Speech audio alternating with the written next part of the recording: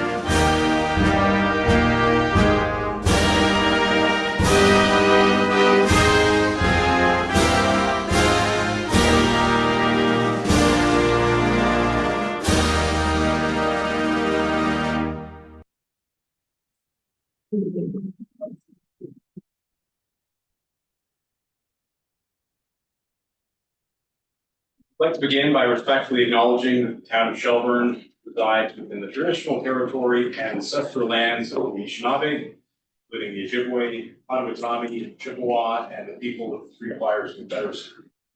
These traditional territories upon which we live, work, play, and learn are steeped in rich Indigenous history and traditions, and it is with this statement we declare to honor and respect the past and present connection of Indigenous peoples with this land, its waterways, and resources.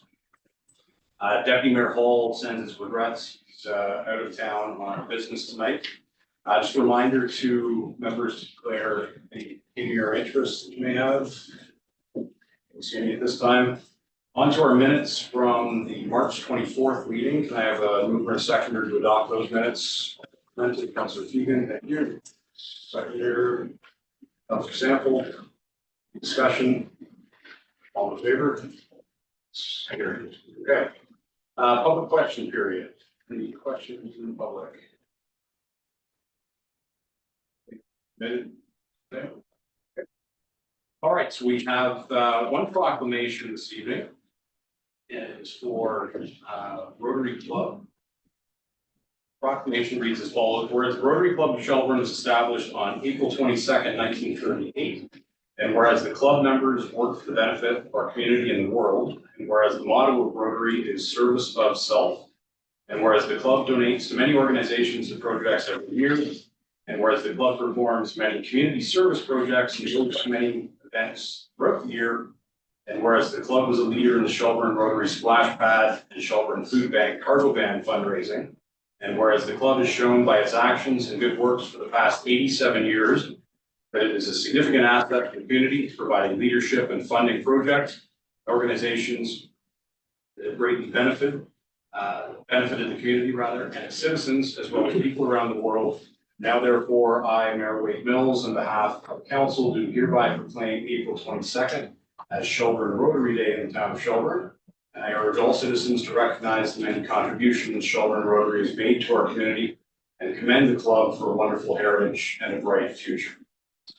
Along with the proclamation, there was a request to do a flag raising for Tuesday, April 22nd at 10 a.m. and that is to mark the date the club was founded, as I mentioned, in 1938. I have a mover and seconder to approve that request. Councilor Donato, seconded by Councilor Wagner. Favor? All right, council inquiry, please. Councilor Pichardi, and I'll hold Councilor Donato. Okay, thank you, Mayor Mills. Just a couple of things. First of all, the ice storm from subsequent rain and falling branches.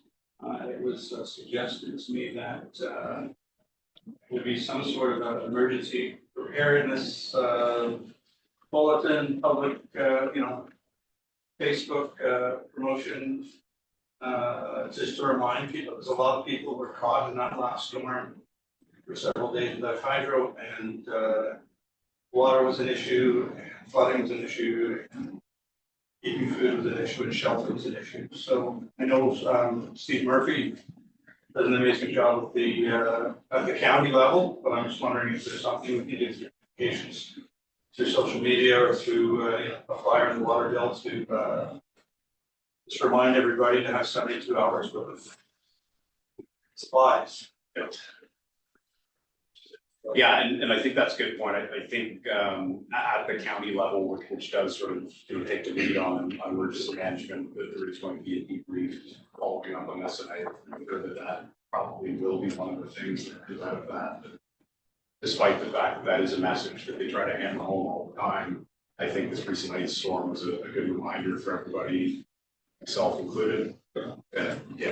It's better to have that stuff than to be scrambling at the last minute trying to find fuel, and everything else. So, so I think unless staff wants to add something, I think generally we kind of let the county department take that lead, and then if there's stuff to disseminate from them, we'll get it out. Second inquiry has to do with the pad mount distribution transformers on Old Finn Lane. There are 3 of them there. They're the great big green boxes. There was an awful lot of flooding around them and cooling as a result of the snow and the ice. And a couple of residents were concerned about that. Both the collection of water and drainage, as well as electricity and water not cooperating with each other at the best of times. So I'm just wondering if there's anything. Is that a Jim thing? Through your worship, I have been over and looked at this place previously. Proximity of the transformers to the sidewalk being the issue previously. There is good drainage there from the sidewalk down. This could have been, we found with this storm to start with, roads and sidewalks were very good at anything with vegetation that wasn't holding that heat iced up first. So that could have been that extra lip of ice and snow that was on there holding that water. But right now it does have good drainage. When we did pursue this previously with hydro, they said we can move them, but it would be at the town's expense if we do that. So. And then I guess the last one would be kudos to all the staff, the steering branch within trees and more trees. and making several trips to the same locations, I think. Yeah, no, I absolutely, and I've had a number of residents reach out just to say how much they appreciate that. Yeah, this was an unusual event and far beyond the capacity of the average homeowner to be able to deal with. So, yeah. So, pass that along. One time I did hearing native.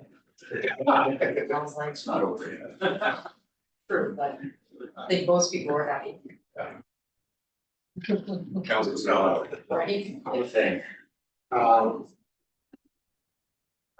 I've had residents already reaching out to me in regards to road cleaning and sidewalk cleaning, so I'm sure you already have dates in your mind and maybe when they're gonna happen. I'm wondering if we can put that information out at some point to allow the people to know, and also to remind them to maybe not park vehicles during the day on the road as they may be coming down that road cleaning their road. So that is one. Canfield Walkway, with the ice storm, several cedar trees belonging to a resident lived over and to his own property, which is fortunate, and but they left a lot of debris on the opposite side of the fence, and I'm just wondering at some point if we can clean some of that up. I know that crews are busy right now, that's why I said at some point if we can clean that up. And I'd like to thank the Phillips Department as well. When you have a tree right across Canfield Walkway, you're able to walk because it's blocking the total walkway, and they came right away on request to get rid of it and move it out of the way. Thank them very much for that. I'm sure that the people that were using strollers and trying to walk through there on the way to school I appreciated that being done as well, so thank them as well for that. Sure, for tree worship, for the sidewalk cleaning and as well as the street sweeping, we do have our RFPs back for street sweeping for the roads. That will start April 21st. It is up on our websites. We do have that posted too, asking if you'll park on the streets and whatnot. That is to be finished up by May 31st. Yeah, May 31st is the end date, barring any extremely poor weather or breakdowns, that sort of thing from it. So we will be following up with contractors as well to make sure they stay on schedule. For the Campfield cleanup, we have been focused on main roads and main sidewalks with the cleanup, trying to get that done before the county starts theirs, just so there's no confusion with yard waste cleanup. And now we are getting out into the right of ways where the drainage courses are. They were checked, but there are some down that trees that are gonna have to come down out of there, as well as the back laneways. Some of those still need to be done. Our parks and the cemetery was very hardly hit too. So those are on our list. But we have had a lot of requests for going on the private property. If it's on Campfield, we can touch it, but if it's in a backyard. This is right on the walkway itself. Yeah, Not on. They will be- on private property. They will be getting I to wouldn't ask you to that. go there. Yeah, they did work sometime there Saturday morning just to make sure that the 3 zones of town were fully covered twice to get over everything. And now they're gonna focus on those other areas, so. Excellent, thank you. Just to piggyback on that, our street cleaners this year are different than past years. 3 worship, yes, they are. It is a new company. So we're gonna be keeping a close eye just to being not sure of how they work and everything else. And we have set that finite date barring any major catastrophes of May 31st, just have it done real quick. And then line painting? Yeah, would be right after that. So. Demanding. I'll bring it up already. We'll start immediately. One thing at a time. Yeah. I get you sprayed with water. Yeah. Any other inquiries? Okay, all right, so we'll jump into reports. The first is a verbal report from our CAO regarding a storm aftermath. Thanks very much. Just a general update, many of the issues you're all fully aware of and appreciate those of you and all of council and our staff team for hard work. They did diligently work through this storm and this enormous amount of time and accolades to them for everything they've done and still continue to do. So 2 major things is while we did experience horrific tree loss with respect to the number of branches down, predominantly in the more established areas of town, we didn't declare an emergency state and we also didn't need to have a as you probably are aware, the volume of trees that we actually implemented a special recovery approach. And Mayor Nichols actually provided a video of that, where until April 11th, we did tree pickup. This was over and above what we traditionally would do. But we did recognize that those trees, some of them were blocking sidewalk, blocking our road, and became a risk issue for us as well. So we're happy that we concluded that pickup. It concluded on Friday, and our staff continued with our contracted firm working Saturday to make sure that was done. So now anything left needs to actually be incorporated into the county for our program within the leaving yard waste pickup. And that's everything. What right on the schedule, sometimes it's It started today. yeah, so this week for sheltering. The other thing that we'll have to be doing is looking at an extensive analysis through an arborist and bringing some of it in. A tree that has lost limbs might be damaged beyond repair. It becomes jeopardized in terms of the quality of its health, and those trees will have to have. You can probably see a couple of them with the gaping holes. At the same time, however, we don't want to be removing any trees without a full assessment of them. So as the summer growth, the spring growth comes, we'll make sure that the vitality of that tree actually can be remaining and stay intact, because sometimes they're very resilient and they bounce back. So we don't want to be removing trees unnecessarily. So we'll be doing that assessment, and we'll come back at some point to let you know what the general cost of that is, because it's not something we budgeted for. We did do significant media engagement and social sharing of things, to Councilor Gashari's point, on critical things in terms of food storage. We did give links to public health. We did look at reminders with respect to staying safe.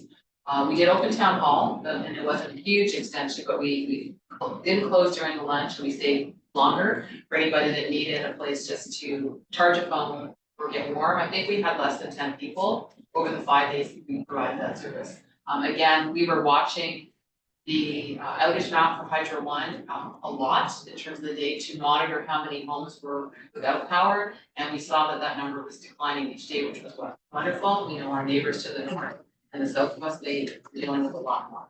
So that's on a high level. If there's anything more, I guess, in the minutia weeds in terms of what we did operationally and how our staff teams are responding, Jennifer and Jim can address those questions. Carrie was not with us for last week. She's on vacation and good for her. So we're happy to address anything else you need to know or you have questions regarding.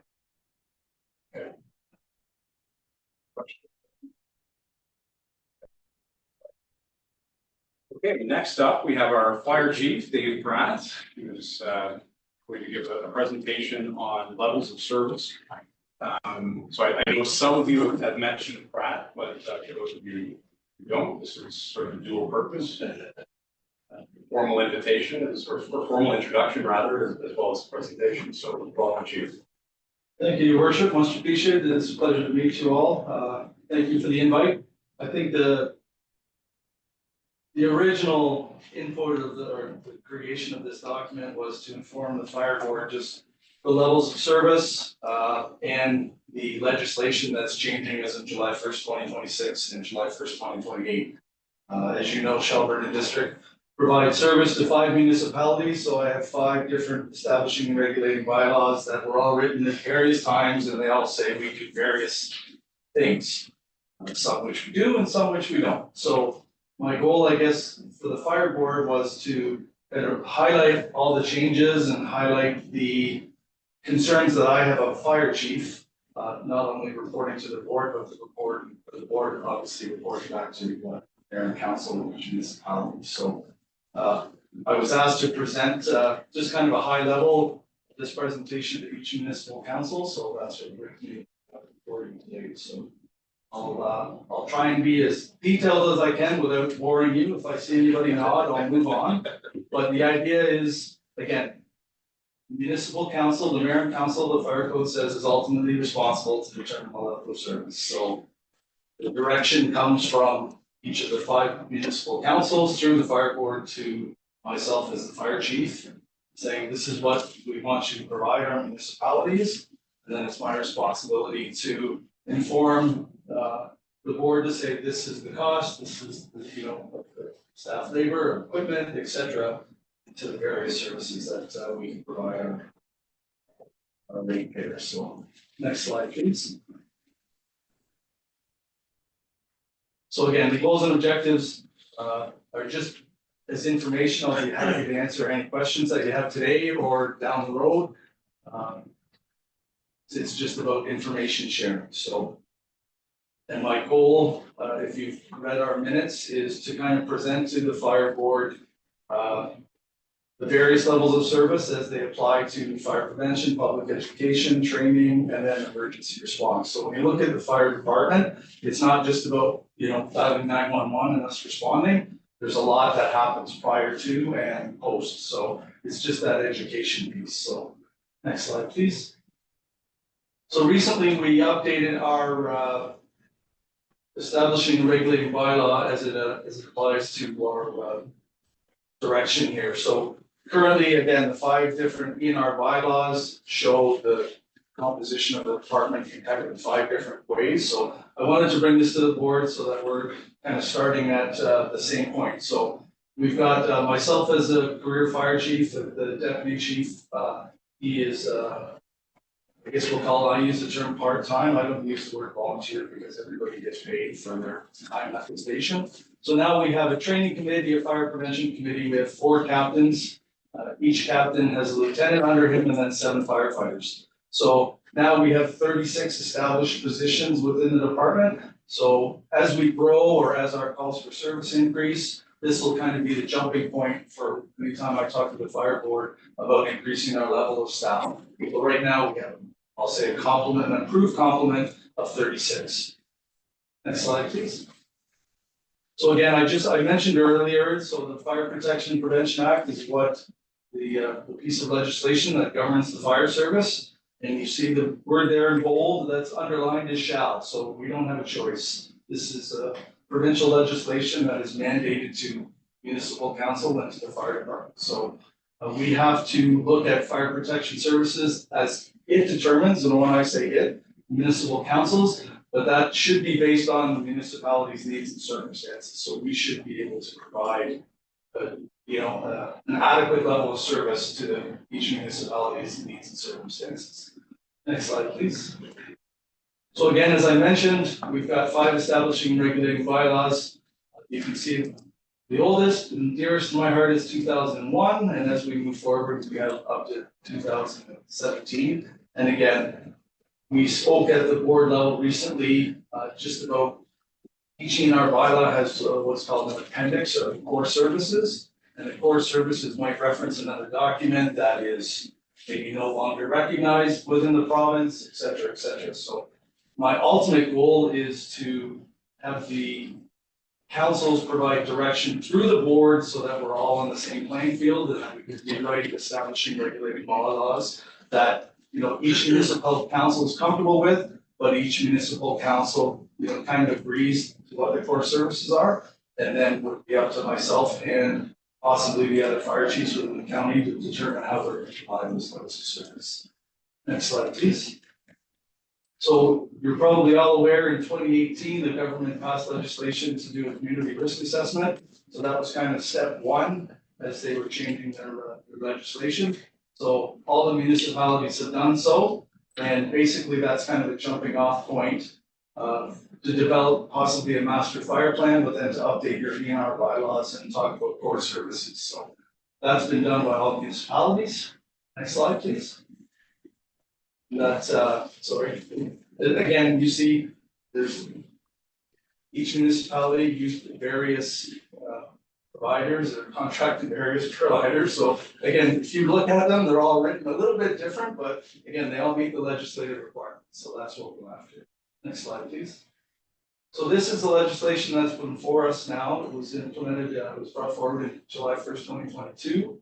And it talks about mandatory certification. So previously the province had the Ontario Fire College, which was Gravenhurst, and they had their own different training programs that they managed and that they went out throughout the province and taught.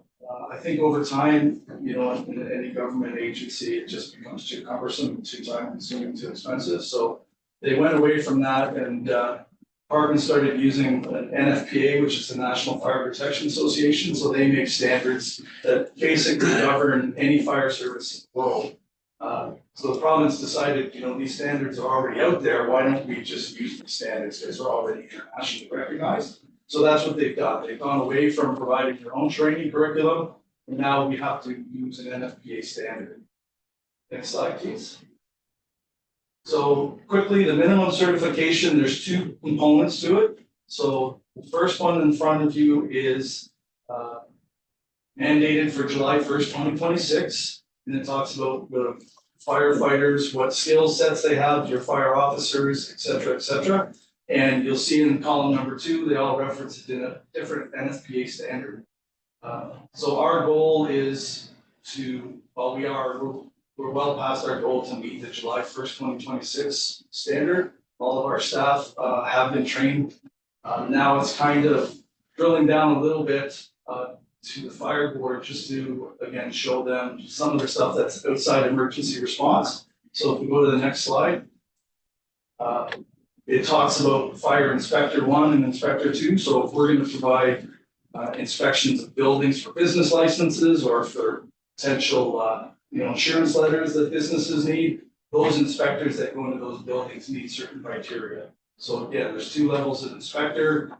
Fire investigators have a level of certification. So if we have an incident and we want to investigate to try to determine what origin cause was, we have to be certified for that. Our public education component, again, certifications, training officers. So for our staff, we train every Thursday night for our staff to train our own members. Again, they have to be certified to a standard. So basically, each standard has upwards of a 40-hour course. then they have to do a written assessment and then a practical assessment where they're evaluated by an independent third party to say, yes, you have the knowledge, skills, and abilities to train these people. Emergency communicators there, we contract that out to an organization called Fire Communications out of Tilsonburg, so that doesn't affect us. And the incident safety officer is somebody that just supervises our staff on fire, so. Next slide, please. So the one that is causing most concern, I think, throughout the province, if I can speak freely, is the certification in front of you. So there's 7 specialty rescues that this is July 1st, 2028. And really, they're really low frequency but high hazard incidents. So there's really a large risk to staff to perform these skill sets. So again, NFPA has a standard called 1006, and it talks, there's 20 chapters in it, so there's 20 different specialty rescues. The province only chose these 7 to start, whether they'll expand that or not. Basically, they're saying these are the high risk responses that fire departments in the province are attending, and you shall certify, or the other option is, and I've brought to our fire board, and we'll talk about it quickly, is you shall provide or hire somebody or contract somebody that will provide that service to your municipality. So they're not saying that you have to provide it yourself, understanding that, you know, smaller volunteer departments can't do it, but you have to find somebody else that will. So next slide, please. So again, here is the 7, they actually dropped an 8th one in there, but at the very top, there's common passenger vehicle rescue, which is not part of the legislation. But the other 7 are all there. There's awareness operations and technicians. So quickly, awareness is, you know, they come to an incident and realize, you know, there's somebody in swift water. We don't have the training or the equipment to perform that rescue, so we're gonna make sure it's safe. We're gonna make sure nobody else goes in the hazard area. And again, that's what we would have to have a plan to say who we're gonna bring in to actually mitigate that incident. So that's why you have the 3 different levels. Common passenger vehicle, they contemplated putting that in the legislation, but again, this is provincial legislation, and pretty much every fire department in the province goes to motor vehicle collisions. And you have to have special training above and beyond basic firefighter training for a vehicle that is not resting on its 4 wheels. So again, that's why there's another standard above and beyond what basic certification is. Next slide, please. Quickly, I bring this to your attention just because, again, the NFPA has various standards, and this standard, although it's for career department, this one page that's in the standard basically says you need 16 firefighters on scene to safely mitigate your average residential structure fire. So again, with 36 staff, you know, we're hard pressed to get 16 people to come. So that's why we talk about, you know, we're in conversation about automatic aid and mutual aid, because we obviously want to put in as many resources as we need on fire ground as quickly as we can to mitigate it. So this doesn't apply to this standard doesn't apply to our department, but again, this page, if something were ever to happen, they would hold us in the standard for sure. Next slide, please. So 1720 is a standard for volunteer departments. So this would be more applicable to us, and it talks about different zones. So, you know, the urban area, remote area, rural and suburban areas, and it's basically by population. So my goal is to, you know, once we kind of have direction from the fire board where we're going, is to report to this standard to the fire board and have ultimately to the municipal councils, as it's just kind of a benchmark is how we're doing in terms of response, in terms of times, but also in terms of staffing levels. Next slide, please. And those are just the areas we talk about. So, you know, in an urban area that it's greater than 1,000 people per square mile, it talks about having 15 people there in 9 minutes. The NFPA 1710 standard talks about having 4 staff there in 4 minutes. So it's a really, really different standard. Next slide, please. So the reason, you know, I'm basically here is levels of service. So we look through the community risk assessment at what are the existing risks in the community, how often do they happen, and do we as the fire service, do we have the capacity to mitigate them? And if not, where do we find that? And it's everything. I tell the board and anybody that listens to me, and all I need is time and money, and I'll do whatever you do. So next slide, please. So again, we talked about awareness, operations, and technician, so we can skip through that. That's again, just the different levels of service. And ultimately, you know, I'm in front of the fire board and ultimately in front of yourselves to say, do we provide the service or do we not? So, next slide. This is one of the most important slides, I think, that has come to light, is limited services. So being a volunteer fire department, we don't have a guaranteed response. We're not Toronto's, Mississauga, Brampton that have 20 stations that are staffed and they can flood an emergency. We are a volunteer point, you know, so even the ice storm, although we had a great response, I mean, nothing's saying that some of our staff couldn't get out of the driveway because the tree's fallen and the hydro lines, you know. So this is kind of just a catch-all to say, here is what we want to do, but recognizing we have limitations and we might not be able to do that in 1765. So this is something I would strongly recommend is every establishing a rate they pile up, and it just kind of takes the liability off fair and council. Next slide. So again, discussion points for emergency response that I've been talking with the fire board. Exterior firefighting, interior firefighter vehicle. There's a lot of the things that we currently do. Hazardous material response, we do to a certain level. I think we should increase that. We do not do swift water, surface water, ice rescue, confined space, trench, structural collapse. It's just the frequency isn't there and the cost to provide that service is astronomical. We do have a rope rescue team that we currently train. Our goal is to be certified. And then obviously we participate in mutual aid and emergency response plan activation and any requests that we might get from our emergency service partners. So that's kind of the 911 piece. Next slide. And these are all the qualifications. So again, for every bullet, there's a different NFPA standard that we have to, if we're going to provide that service, we have to train our staff.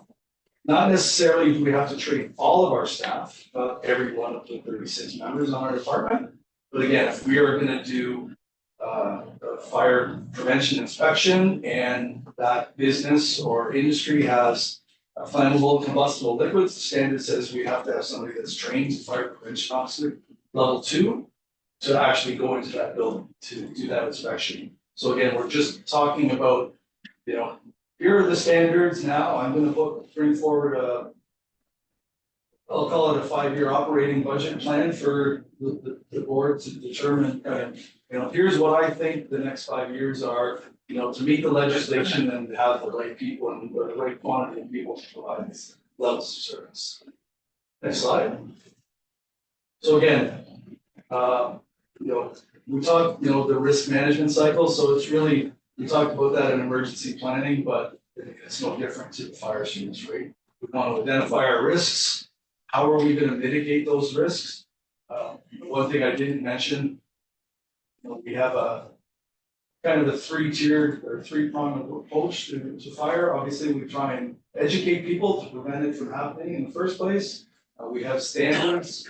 So we have enforcement standards. We go into a building like this and it has certain life safety standards that we maintain. And then the third response is, you know, we have to, if the first 2 fail, then we have to somebody dials 911 and we respond to a fire truck.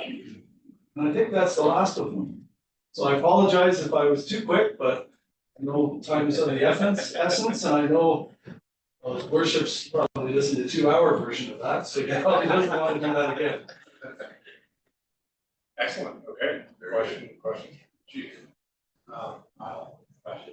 On the ice and water rescue, Grand Valley are trained in that, if I remember correctly, and we use them in mutual aid. So Grand Valley, I will say, sorry, through your worship, Grand Valley is trained, they are not certified. Okay. So we are having, so I'm the fire coordinator for the county as well, so I've been having conversations with all of the chiefs. And we're trying to come up with a plan to say, you know, if we had an ice or a water rescue, you know, who do we call them? So right now, it has some staff that are certified, but again, if that incident, if you need 16 people to mitigate that incident, you don't necessarily need 16 that are certified, but probably everybody that's in the water on the ice needs to be certified. So you probably need 50%. So they might not have, you know, 8 certified, so that's what we're working towards, is trying to determine who's gonna take what courses to be certified and how are we gonna bring those resources to the needs. Is Grant, are you looking at certified some of the people? Yes, absolutely. I don't wanna speak for the chief there, but yes, they've identified that through their community risk assessment as a hazard in their municipality. So yes, they are. Which makes sense. Yeah. Based on your analysis of, frequency of events and everything else, for Grand River, that's a much larger risk for Grand Valley than it would be for us with the largest body of waters as the drain. I was just gonna say. Right, so yeah, the light. It has. Or, yeah, well, it happens, Yeah. so it could happen. That's the point. Yeah. Think of the Orange Belt line. Yeah. They really should have. Yeah. Staff.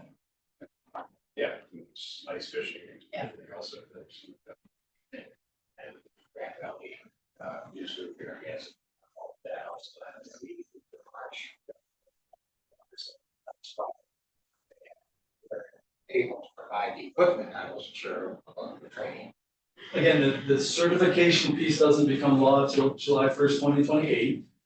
So there's that Anyway, period of time, but again, it's my concern that we're in such a litigious society these days. If something happened, God forbid, the person is rescued or something happened to the firefighter, lawsuits are gonna be flying and stuff. So the idea is to, let's have a plan. Let's make sure we're sending certified people to every incident we respond to.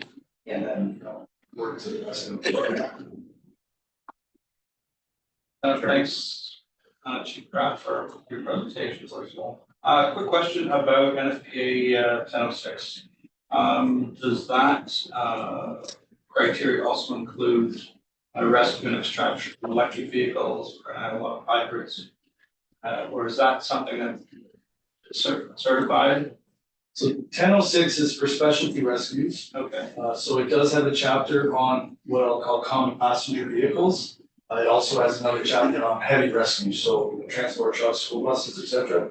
So I've talked to the board and we've talked about certifying to that standard. What you're talking about is we'll send our staff to various courses to come back and bring that information back so that if you're dealing with a hybrid vehicle, we can teach our own staff where the hazards are, etc. To me, it's no different when airbags came out, right? Everybody was fear of airbags originally, now it's just commonplace. So I think this will go along the same path. We'll train everybody and going to a motor vehicle collision with a hybrid or electric vehicle is just become commonplace and we'll have trained up to that level to maybe.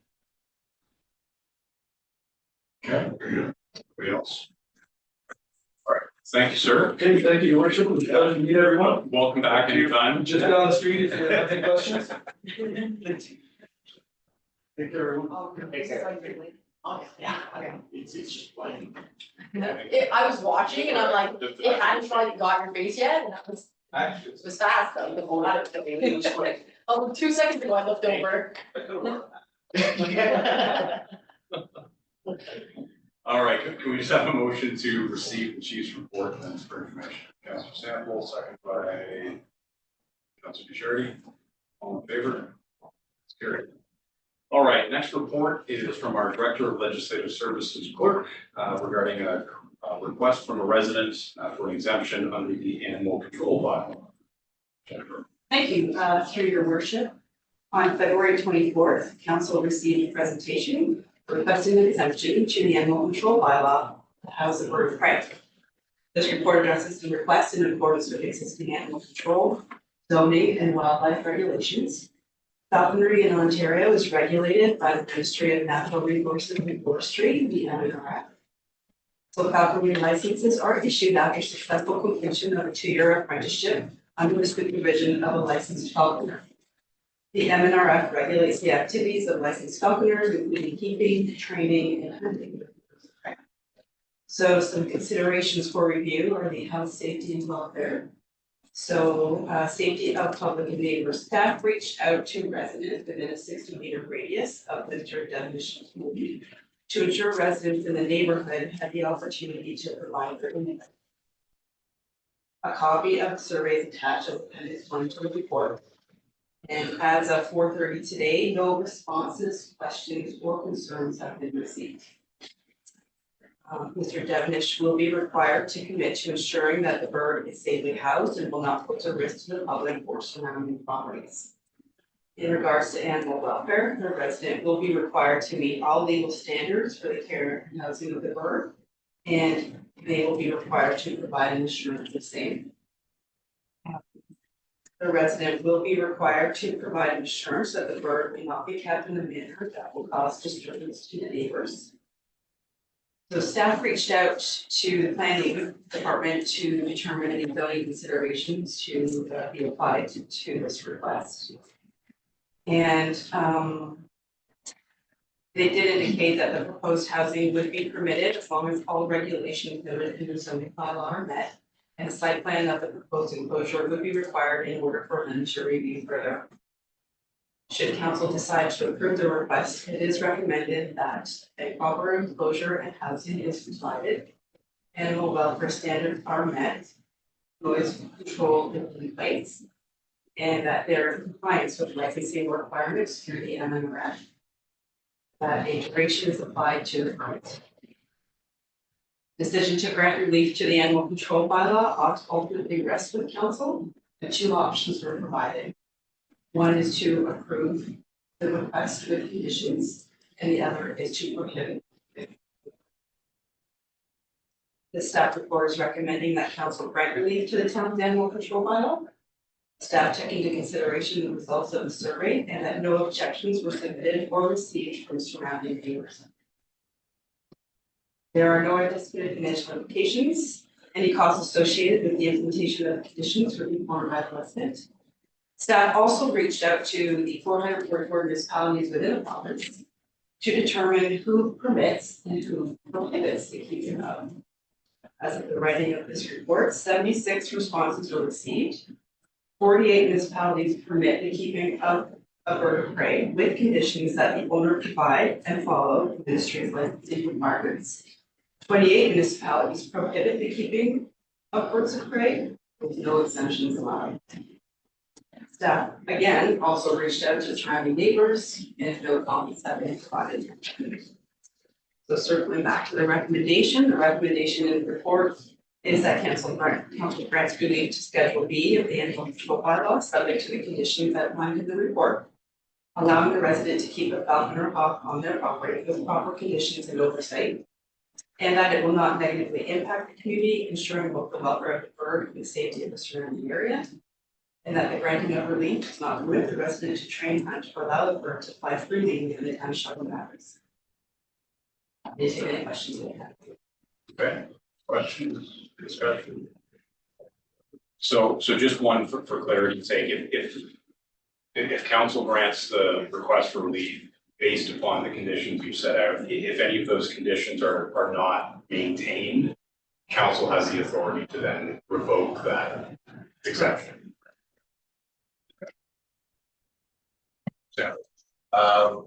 So under all the conditions that we have in there, are we the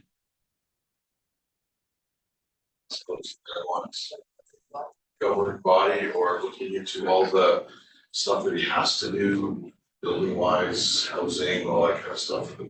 It's all under our control, or is that back up to county? So originally licensing requirements would be through the ministry. Zoning requirements would be through operating staff. Dependent on the size of the structure. Required. Correct. The resident did indicate it would be an 8x8 structure, which does not require. So do we still do the follow-up on it though, to make sure that it is within, who's doing that follow-up to make sure it's within the standards of the standards? It's as noted that the resident will be required to submit a site plan for planning staff to review before providing approval. That's pretty hard. I know, very good. Yeah. Sorry, okay.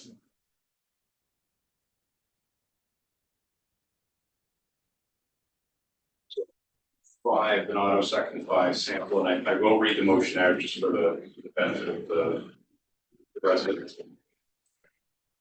Be it resolved, the council receives report LS 2025-03 for information, and the council grants relief to schedule B of the animal control bylaw subject to the conditions outlined in this report, allowing the resident to keep a falcon or hawk on their property with proper conditions and oversight, and that it will not negatively impact the community, ensuring both the welfare of the bird and safety of the surrounding area, and that the granting of relief does not permit the resident to train, hunt, or allow the bird to fly freely within the town of Shelburne Down. Discussion on the motion. All in favor? Okay. So the next item is a request for flag raising on Thursday, April 17th at 10 a.m. and that's for Sikh Heritage Month. Is there somebody willing to make that motion? Councilor Donato, thank you. Second for that. Mr. Charity. Request. Carried. So approves. Flag raising requests. Any discussion on that one? Favor? All right, the next item, which is the tax rates bylaw, we're actually going to defer this item to our April 28th meeting. There's a schedule that needs to be attached to the bylaw, which didn't make it into the agenda within the 48-hour notice provision. So rather than cobble them together, we'll just move that to the next meeting and make sure that the full document is provided with sufficient notice. Any notices of motion? One thing I neglected to mention during council inquiry probably was the best time. The CAO, myself, deputy mayor, and our engineer Steve Burnett met with our MPP last Wednesday, Thursday, April the 11th.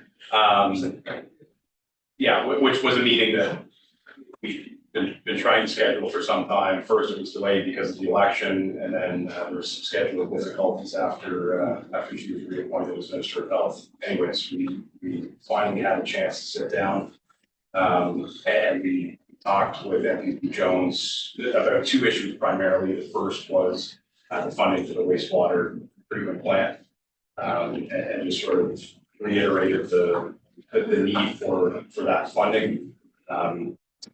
We have applied for the third intake, which went in February, and just made it known very clearly how critical that piece of infrastructure is to any future development within the town, and how critical provincial funding is in order to make that project viable at all. I think she understood the need, so she was going to go back and speak with her colleagues. And yeah, there was the long-term care piece obviously involved there too, which as Minister of Health, she's quite attuned with. The second item that we talked about was the bypass. And that was more of an update to provide her with a status update as to where things are at after our delegation of the Roma conference.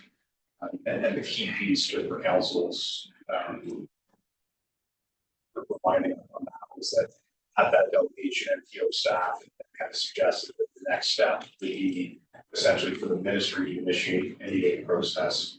And they did seem to agree with us, at least in principle, that at a local level, we have done first everything they've asked us to do, but secondly, about everything that we can do within our power. And if this is to move forward, is sort of squarely on the shoulders of the province. So I think my reading of her body language, that she was surprised that we got that sort of positive response from MTO staff. And again, she was, I think, going to do what she can at a provincial level to move it along the way. So just a quick update as to how that meeting went. It was generally positive. We didn't walk out with a check, but we didn't expect to. These things take time. When do we expect to hear back on that funding announcement? Unaware because of the election. I mean, usually we hear back when March, so we're hoping we're ready for that. April. Well, it's after the election.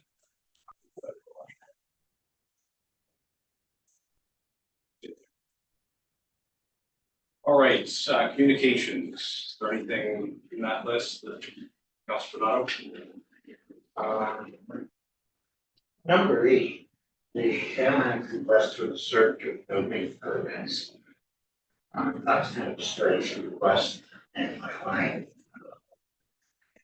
Whether it's something on the town of Shelburne's part back or. No, this is a unique situation. I can provide a bit of background. So Amaranth elected to essentially go it on their own when it comes to building services. So effective January 1st, the county is no longer providing building services to the township of Amaranth. During that sort of interim period, there's been an effort to negotiate a transition agreement between the county and the township in terms of record retention and management. And the issue is all of the old records, the building service records that the county currently has in possession, should they all go to Amaranth? Do we digitize those so that both parties have copies? Initially, Amaranth wanted the county to keep them, and if there were requests for old records, how is that going to work? Anyways, I had a meeting in my role as county chair with some representatives from Amaranth, and I think we've ironed it out in principle. Amaranth Council will have to make a decision, and I think their meeting is this Wednesday, but I think we've found a path forward that serves everybody's purposes. That's why that's in there. It's not an issue that is going to apply to anybody but Amaranth. Okay, sounds great. And my other one is number 12, storm management office. Yes. That we they're not on the list more. Notice and we it was to one of us and they were also reported it on their sites. And all of the Grey County or here municipalities that were granted storm mayor powers are not really interested at all in them. And it's also been noted that the large municipalities that did get the storm mayor powers, the reasons they were granted for were never really anything done for them. Most municipalities like ours have reasonably good councils that work together and work hard together. So I kind of feel this is something that problems maybe shutting down that really isn't necessary. I was as surprised as anybody else. Yeah, and it's sort of what David was on the Wednesday or Thursday of last It week. was the same day that Julia asked for this convention, Yeah, and I think we have a communication Tuesday. Anyway, we were It number was 32 on the list. yeah, there was no prior notification given to any of us. It just sort of showed up in the press release and here's the list of 126 municipalities. But my understanding is that any council with 6 members or more, seven, okay. So within Dufferin County, Orangeville and Shelburne were the only 2 that sort of fell within that, in that threshold. Mayor Post and I talked about it that day. First of all, I wanted to see if she'd received any prior notice. She hadn't. Both of us kind of agreed in principle that, you know, whether they grant the powers or not, I don't think either one of us anticipate any change in practical terms. I did actually get the formal letter from Minister Black this morning, which kind of sets out what these strong mayor powers include. I mean, it's appointing the CAO and department heads, striking committees, presenting a draft budget, and then some veto powers with respect to bylaws.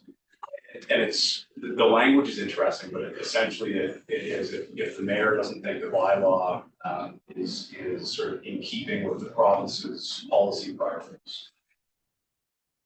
I think all of you know me well enough to know that I don't plan on exercising any or firing or scaring everybody into place. So, yeah, I don't anticipate any change. I guess what worries me is, and Mayor Close and I talked about this, while she and I personally don't foresee any change, right? That power, once it's implemented, is there. So, we aren't always going to be the one filling the seats. But that power is given by the province and can be taken away by the province. I mean, as municipalities, we are creatures of the province. We don't have any constitutional existence per se.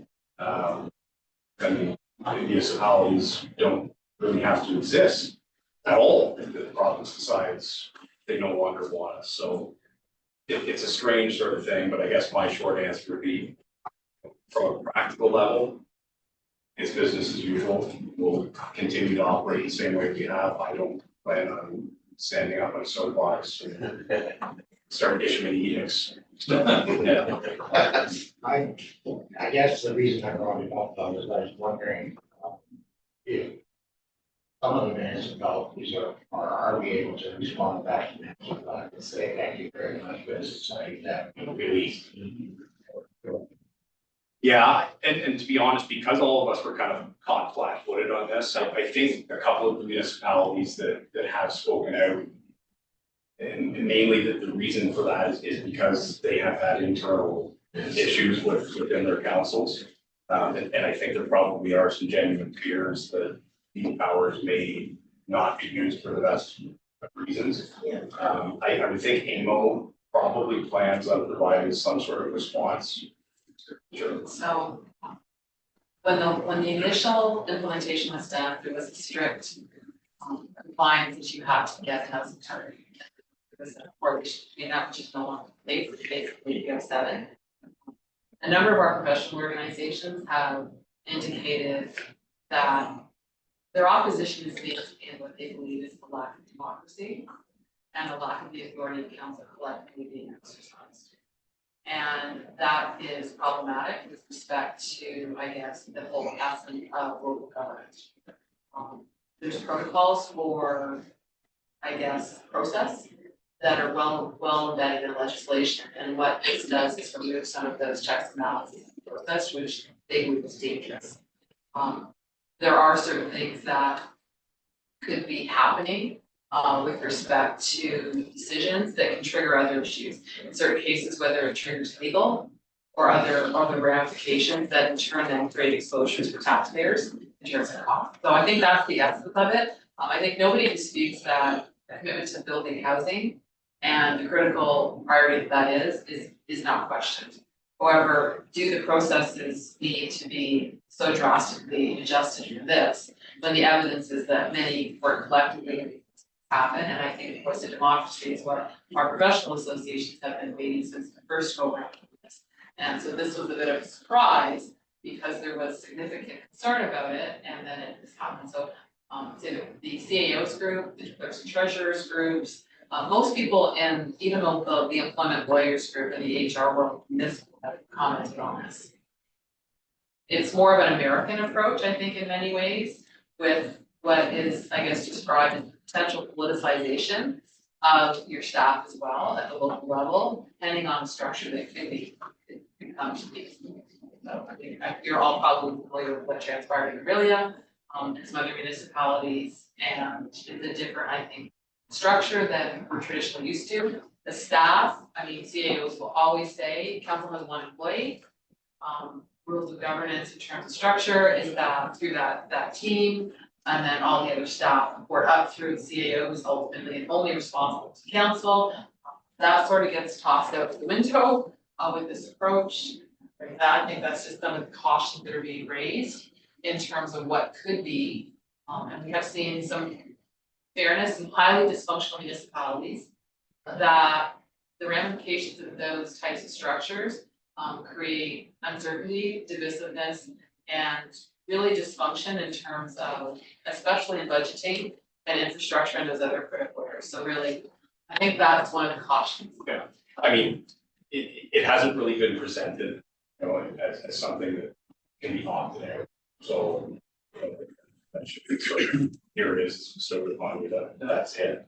And Denise's point about this being sort of an American approach approach to things is completely accurate. Yeah, it's a bit of a nerd when it comes to this stuff, so it absolutely is. A lot of US municipalities operate similar to state and federal government, where there is sort of a centralized and powerful executive component, and that's kind of the approach that they seem to be moving towards, but as I've said to several people, this term and last term, I've been really lucky to have councils that have been exceptionally functional. We don't agree on every issue, which is a great thing. We shouldn't, but not once, you know, in the 6.5 years that I've sat in this seat, have I ever felt that the council around the table hasn't been in a position to function well. And last term in particular, we had some pretty difficult issues on our plate, particularly in the first half of that term. Police transition, COVID, vaccine mandates, you know, these were some difficult things to wrestle with. And again, the seven of us didn't always agree unanimously on every decision. We had good debate and healthy debate, but at the end of the day, you know, we made a decision as a group. The majority ruled as it should in our system, and we moved on. And you know, I don't think any of us ever, you know, took opposition comments, you know, personally. Everybody always was civil, and that continues to this day. So, like I said at the start, I'm not worried about it, but for the fact that 7 of us here will not always be the 7 of us sitting around the table, but provincial government's power now that decided this won't always be the provincial government powering, so who knows? Maybe someone should remind them, for instance, is totally against Americanism, because they're set out the method to run your municipalities under the American system. We could always create a motion Hey, that says, you know, we're a municipality that's kind of against it and see how many other municipalities will join us in that, and it's the only way to potentially make change, right, is to tell those who are putting these in place that we don't want it, we don't need it. make a motion, Lindsay, and Dan is ready to second it. My only caution there is, I do think that because this came out without any notice, just sort of give a few of us a bit of time, because I do think that probably this is going to be a larger discussion. Yeah. Through AMO, through Roma, and rather than have 126 different motions flying across the county or across the province, let's sort of give us all a bit of time to take this in and see what these larger provincial organizations are planning to do, if anything. So the potential there to renounce that for the term. Well, Or yeah. I mean, yeah, you have my word that I don't plan on using any special numbers. No, Yes, but like I say, this wasn't presented as something that could be opted out of. It's just, here it is. no, the whole municipality can't be. It was only 2. Yeah. You have the bigger pieces of want is. Yeah. So, and it doesn't become effective until May 1st. So. Yeah, here we go. May 12th. So by May 12th. Yeah. All right, anything else in correspondence? Okay, I have a motion then to receive those items. For information, Councilor Egan, second by Sam, all in favor? Carried. All right, and confirming bylaw. Councilor Majority, Councilor Wagner, all in favor? Carried. And motion adjourned at 7:34. Otto. Come on, guys. I'll save this. You know what? I'll second. Okay, I didn't know I'm confirming for a reason.